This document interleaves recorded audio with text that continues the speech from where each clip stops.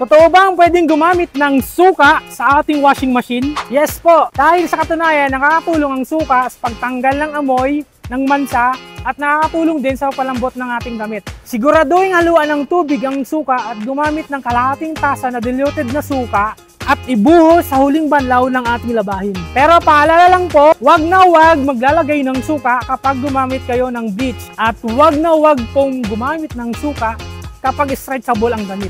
Kung naghahanap kayo ng automatic washing machine, meron po kaming Kundura 7.5 kg top load washing machine.